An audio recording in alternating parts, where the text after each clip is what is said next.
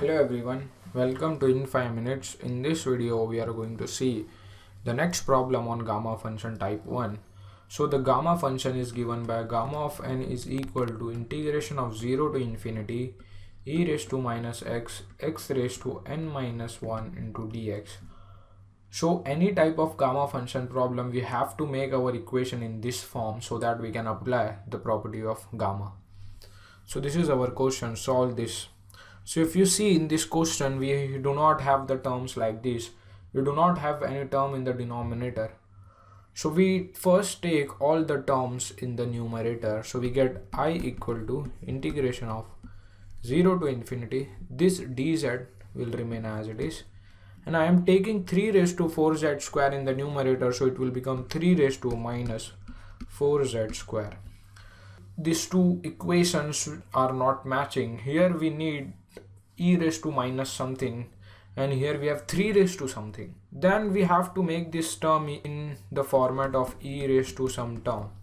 So how can we make any term into e raised to something? So we can make any term e raised to something as e raised to log of that term. 3 raised to minus 4z square can be represented in e raised to term as e raised to log of this term, which is 3 raised to minus 4z square. And we also know log of x cube is nothing but 3 log of x. So we can take this 3 in front of log. So we can take this minus 4z square in front of log. So we get e raised to minus 4z square log of 3. So this 3 raised to minus 4z square can be replaced by e raised to minus 4z square log 3. So our I will become integration of 0 to infinity. This term is nothing but this term, which is e raised to minus 4z square log 3 into dz. So here we only want e raised to minus some variable whose power is 1. So here we do not have that term.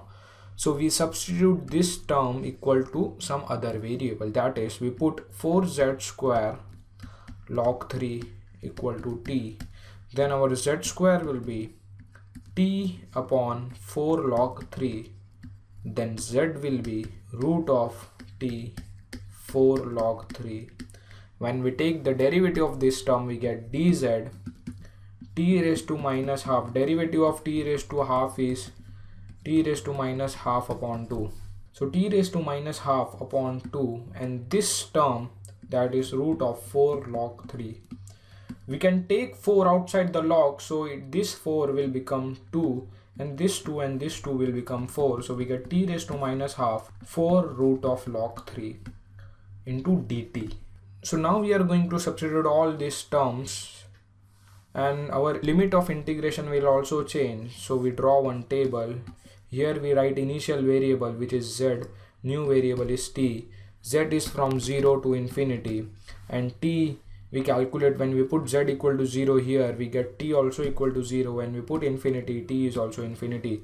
So our new equation will become I equal to integration of 0 to infinity e raised to minus 4z square log 3 is nothing but t into dz. What is dz?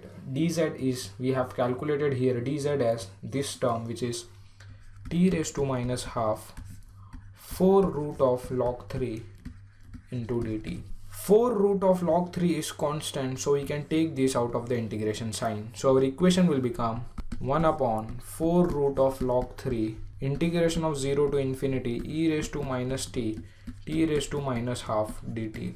So this is our new integration. If you compare these two equations are exactly similar. Okay, we have e raised to minus t and t raised to minus half. Here we have e raised to minus x raised to n minus 1.